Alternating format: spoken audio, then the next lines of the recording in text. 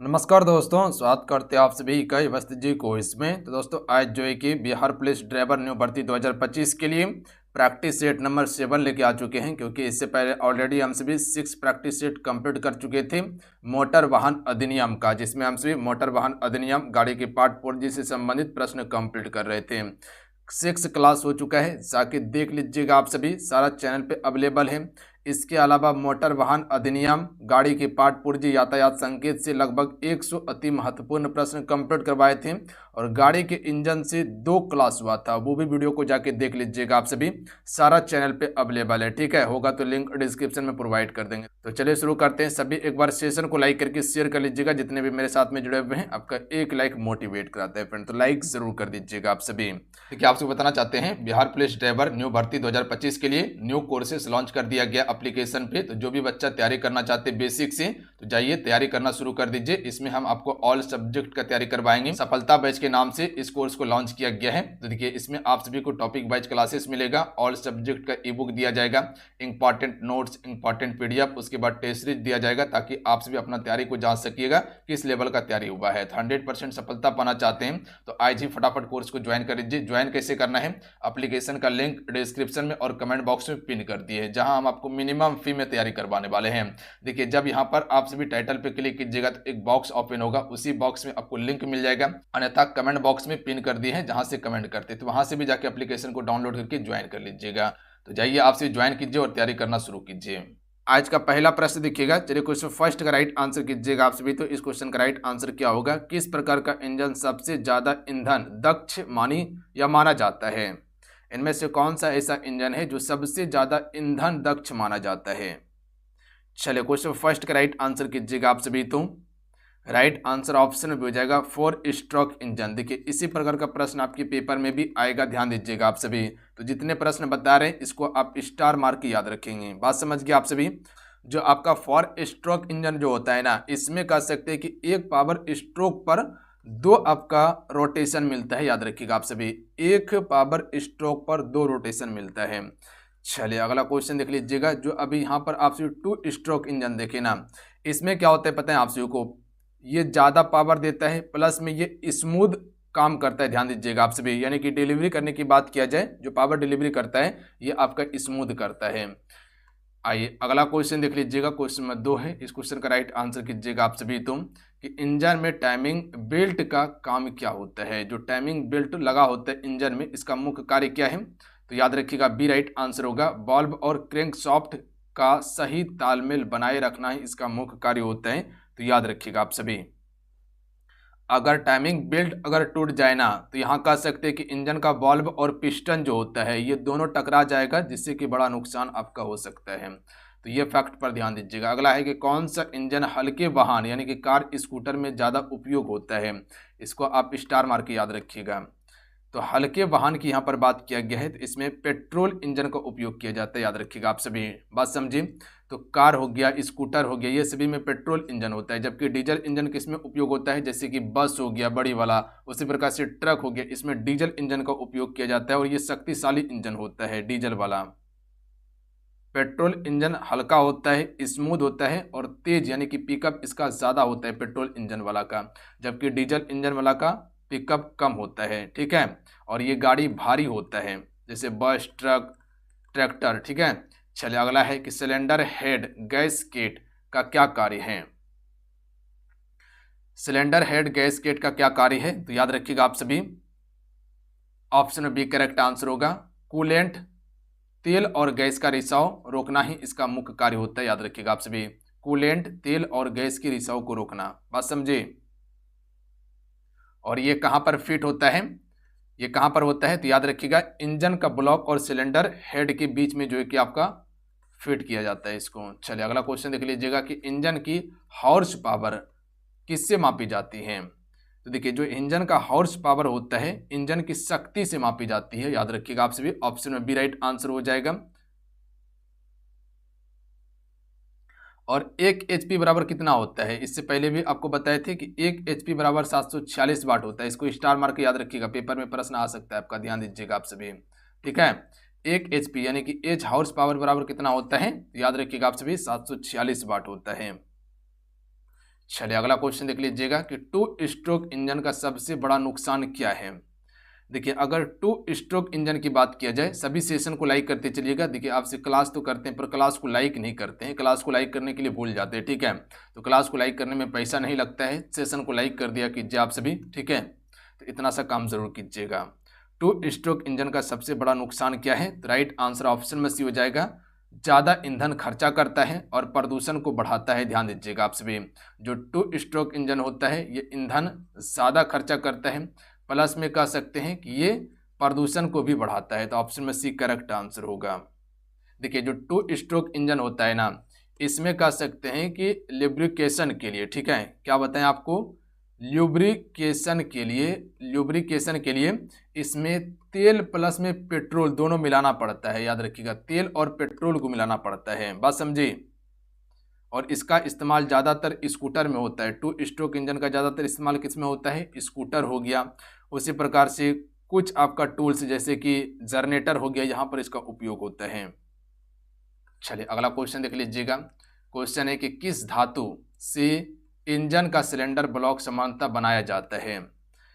तो देखिए यहाँ जो इंजन का जो सिलेंडर ब्लॉक जो बनाया जाता है ये एल्युमिनियम या कास्ट आयरन का बनाया जाता है। ऑप्शन में ए राइट आंसर हो जाएगा। ध्यान दीजिएगा, देखिए जितने प्रश्न हैं सारे इंपॉर्टेंट रखे हुए हैं आपके लिए प्रश्न, तो हर प्रश्न को याद जरूर कर लीजिएगा, यही सब प्रश्न आपके पेपर में आएगा, याद रखिएगा आप सभी। चलिए क्वेश्चन नंबर 8 का राइट आंसर कीजिएगा कि इंजन की आरपीएम का अर्थ क्या है। तो इसका राइट आंसर ऑप्शन में ए हो जाएगा। ध्यान दीजिएगा, रेवोल्यूशन पर मिनट हो जाएगा, यानी कि प्रति मिनट घुमाव इसका अर्थ होता है। ध्यान दीजिएगा आप सभी, इंजन की आरपीएम का अर्थ। चलिए अगला प्रश्न देखिएगा, इंजन में केम सॉफ्ट का काम क्या होता है। देखिए अगर इंजन में केम सॉफ्ट की बात किया जाए तो इसका मुख्य कार्य क्या होता है, बल्ब को खोलना और बंद करना ही इसका मुख्य कार्य होता है। याद रखिएगा आप सभी, डायरेक्ट प्रश्न पेपर में आएगा, बात समझे आप सभी। चलिए अगला क्वेश्चन देख लीजिएगा, इसको 10 नंबर आपसे कर सकते हैं। बिना परमिट के वाहन चलाने पर जुर्माना जुर्माना कितना है। अगर बिना परमिट का अगर वाहन चला रहे हैं तो आप पर कितना जुर्माना लगाया जा सकता है। तो राइट आंसर हो जाएगा 5000 का। याद रखिएगा आप सभी, बिना परमिट का अगर आप गाड़ी चला रहे हैं तो 5000 का जुर्माना लगाया जा सकता है आप पे। परमिट कॉमर्शियल वाहनों के लिए आवश्यक है, जैसे ऑटो हो गया, बस हो गया, ट्रक हो गया, इसके लिए अनिवार्य किया गया है, बात समझे। चलिए अगला है कि धारा 200 किससे संबंधित है।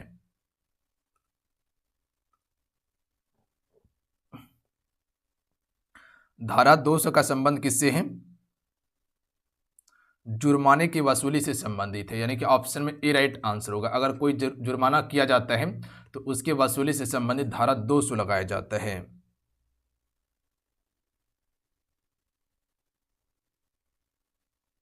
और इससे क्या होता है, इस धारा के अनुसार कह सकते हैं कि जो छोटा अपराध होता है बिना कोर्ट केस किए ही इसको निपटाया जा सकता है।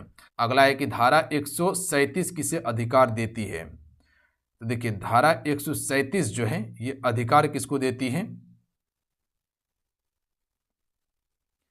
राइट आंसर ऑप्शन नंबर क्या हो जाएगा, राज्य सरकार को नियम बनाने का अधिकार देती है। तो ऑप्शन में बी करेक्ट आंसर होगा, धारा 137। याद रखिएगा आप सभी, हर राज्य अपने ट्रैफिक नियम बना सकता है, ये अधिकार 137 देता है। अगला है नाबालिग 18 वर्ष से कम द्वारा गाड़ी चलाने पर जुर्माना कितना है। अगर कोई नाबालिग बालक है जिसका उम्र 18 वर्ष नहीं हुआ है, अगर वो गाड़ी चला रहा है तो जुर्माना कितना लग सकता है इसको।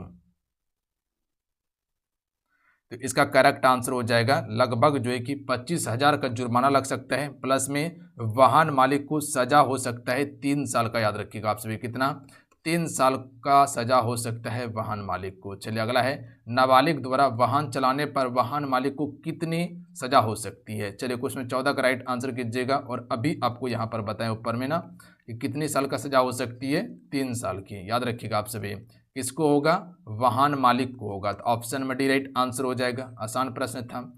अगला है धारा 140 किससे संबंधित है। देखिए धारा 140 जो है ये आपका बिना दोष सिद्ध मुआवजा से संबंधित है। याद रखिएगा आप सभी, ऑप्शन में बी राइट आंसर होगा। बात समझे, दुर्घटना में मुआवजा पाने के लिए दोष सिद्ध होना जरूरी नहीं है, ठीक है। जरूरी नहीं कि जब तक दोषी नहीं होइएगा तब तक आपको मुआवजा नहीं मिलेगा, ये जरूरी नहीं है, और ये धारा 146 बताता है। चलिए अगला है कि धारा 146 क्या कहती है। तो धारा 146 बीमा को अनिवार्य करती है कि जो भी बाइक है उस पर बीमा होना चाहिए। याद रखिएगा आप सभी, बात समझे, थर्ड पार्टी से आपको लाइसेंस यानी कि बीमा बनवाना चाहिए। चलिए अगला है कि धारा 166 एक किससे संबंधित है। जितने भी धारा है जो बता रहे इसको याद कर लीजिएगा, धारा से प्रश्न आपके पेपर में आएगा। मोटर वाहन अधिनियम और धारा से संबंधित दिया गया है सिलेबस में, तो प्रश्न पूछेगा मोटर दुर्घटना का दावा से संबंधित है अनुच्छेद 186A, तो मोटर दुर्घटना से संबंधित हो जाएगा ऑप्शन में सी। पीड़ित या परिवार कोर्ट में दावा कर सकता है इस धारा के तहत। चलिए अगला क्वेश्चन है कि हिट एंड रन दुर्घटना में मृत के परिवार को कितनी राशि दी जाती है। अगर तुरंत डेड प्लॉट होता है तो इसमें कह सकते हैं कि 2 लाख की दुर्घटना राशि मिलती है। याद रखिएगा आप सभी, अगर एक्सीडेंट में, बात समझे, और ये राशि सरकार के द्वारा और बीमा फंड के द्वारा दी जाती है। अगला है हिट एंड रन में घायल व्यक्ति को कितनी राशि दी जाती है। दोनों याद रखिएगा, अगर मृत्यु हो गया है, ठीक है, तब जो है कि 2 लाख, अगर सिर्फ घायल हुआ है, ठीक है, तब इसको कितना दिया जाएगा, 50,000 दिया जाएगा। याद रखिएगा आप सभी, और ये भी सेंट्रल गवर्नमेंट स्कीम से ही मिलता है इसको। चलिए अगला क्वेश्चन है कि मोटर वाहन अधिनियम की धारा 177A किससे संबंधित है। तो ये ट्रैफिक शिक्षा और जागरूकता से संबंधित है। मोटर वाहन अधिनियम धारा 177A ये ट्रैफिक शिक्षा और जागरूकता से संबंधित है। ड्राइविंग स्कूल और पब्लिक कैंपेन इसी धारा के अंतर्गत आता है, जो ड्राइविंग स्कूल होता है और पब्लिक कैंपेन जो होता है। अगला है मोटर वाहन अधिनियम 1988 को किस वर्ष संशोधित किया गया फिर से। तो देखिए पहला 1988 में आया था, उसके बाद संशोधन हुआ था 2019 में हुआ था, 2019 में हुआ था, तो ऑप्शन में सी राइट आंसर होगा। इसमें संशोधन में बहुत सारा सेक्शन बदलाव किया गया था। याद रखिएगा आप सभी, बात समझे, लगभग 63 सेक्शन में बदलाव हुआ था। बात समझे, 63 सेक्शन में बदलाव हुआ था। अगला है कि 2019 संशोधन में कितने सेक्शन बदले गए। तो अभी बताएं कि 63 सेक्शन बदले गए थे। कितना, 63। अगला है मोटर वाहन अधिनियम का उद्देश्य क्या है। तो देखिए मोटर वाहन अधिनियम का मुख्य उद्देश्य क्या हो सकता है, ट्रैफिक नियंत्रण और सड़क सुरक्षा ही इसका मुख्य उद्देश्य है। तो ऑप्शन में बी की तरफ हमसे जा सकते हैं, आसान प्रश्न था। चलिए अगला क्वेश्चन देख लीजिएगा कि धारा 198 किस अपराध से संबंधित है। अगर धारा 198 आप पर लगता है तो ये कौन सा अपराध हो सकता है। तो याद रखिएगा आप सभी, सड़क की खराब स्थिति से दुर्घटना पर जिम्मेदारी। तो इसका राइट आंसर क्या हो जाएगा, ऑप्शन नंबर सी हो जाएगा। तो धारा 198 किस अपराध से संबंधित है। तो सड़क की खराब स्थिति से दुर्घटना होने पर जो है कि धारा 198 लगता है, और सड़क निर्माण एजेंसी पर कार्रवाई हो सकती है। ध्यान दीजिएगा, बात समझिए, किस पर कार्रवाई होगा अगर दुर्घटना होता है किसी व्यक्ति से, तो जो सड़क निर्माण कंपनी था उसी पर। अगला है कि बिना नंबर प्लेट गाड़ी चलाने पर जुर्माना कितना है। अगर नंबर प्लेट के बिना गाड़ी चलाते हैं तो जुर्माना 5,000 आपको देना पड़ जाएगा। बात समझे, 5,000। अगला क्वेश्चन है कि धारा 210B का संबंध किससे है। ये 210B है, इसका संबंध किससे है। सरकारी कर्मचारी द्वारा अपराध अगर किया जाता है तब जो है कि ये धारा 200B लगता है। यदि कोई सरकारी कर्मचारी ट्रैफिक अपराध करता है तो उस पर जो है कि धारा 220 लगाकर कार्रवाई किया जाएगा। खतरनाक ड्राइविंग पर जुर्माना कितना है। अगर कोई खतरनाक ड्राइविंग कर रहा है, जैसे तैसे गाड़ी चला रहा है, साथ ही कह सकते हैं, तो इस पर कितना लग सकता है, 10,000 का जुर्माना लग सकता है, प्लस में लाइसेंस आपका सस्पेंड कर दिया जाएगा। चलिए अगला क्वेश्चन है कि धारा 206 किससे संबंधित है। तो देखिए धारा 206 जो है ये आपका किससे संबंधित है, तो लाइसेंस का निलंबन यानी कि जब्त करने से संबंधित है। बात समझे, धारा 206 ट्रैफिक पुलिस मौके पर लाइसेंस जब्त कर सकती है, ये आपका धारा 206 के तहत। चलिए अगला है कि धारा 50 किससे संबंधित है। तो देखिए धारा 50 जो है वाहन स्वामित्व में परिवर्तन से संबंधित है। जो वाहन का स्वामित्व है, मालिक है, कह सकते उसका अगर परिवर्तन करना है तो ये धारा 50 के तहत किया जाता है। बात समझे, गाड़ी बेचने या खरीदने पर आरटीओ में अपडेट करना होता है इसी धारा के तहत। अगला है कि धारा 55 किससे संबंधित है? तो राइट आंसर ऑप्शन में हो जाएगा वाहन स्क्रैपिंग और रद्द करना से संबंधित है धारा 55। पुरानी या खराब गाड़ी को स्क्रैप कराना अनिवार्य होता है, इसी से संबंधित है धारा 155। चलिए अगला क्वेश्चन है कि धारा 52 किससे संबंधित है? तो देखिए धारा 52 के तहत आप वाहन में बदलाव कर सकते हैं, ठीक है, क्या कर सकते हैं? बदलाव कर सकते हैं। और जब तक आरटीओ से अनुमति नहीं लीजिएगा ना, तब तक जो है कि आप अपने मन से वाहन में बदलाव नहीं कर सकते। जैसे कि गाड़ी का डिजाइन हो गया, इंजन हो गया, या उसका कलर होता है, इसको नहीं बदल सकते। आरटीओ से पहले मंजूरी लेना होगा और ये धारा 52 के तहत ही बदल सकते हैं। तो चलिए आज कितना है, आज के सेशन में कुल आपको 30 प्रश्न कंप्लीट करवाए हैं। आज के सेशन कैसा लगा नीचे कमेंट करके जरूर बताइएगा। इसमें गाड़ी के इंजन पार्ट, पुर्जे और धारा से संबंधित प्रश्न था। जितने प्रश्न दिए हुए हैं सारे इंपॉर्टेंट है, बस जरूरी है याद करने का, ध्यान दीजिएगा। और यही प्रश्न कह सकते हैं कि पेपर में आ जाएगा आपका, ठीक है। चीज़ें लिमिटेड है, पढ़ लीजिएगा तो आराम से प्रश्न आके कर लीजिएगा, कहीं कोई दिक्कत नहीं होगा। बस मेरे साथ में जुड़े रहिए, जितना क्लास हम दे रहे सिर्फ इसको कर लीजिए, प्रश्न आपके पेपर में आएगा और आप बनाइएगा। बात समझिए। मिलते हैं। जय हिंद, वंदे मातरम। ध्यान रखिएगा, पढ़ाई करते रहिएगा। जाते जाते वीडियो को लाइक करके शेयर कर दीजिएगा। जय हिंद।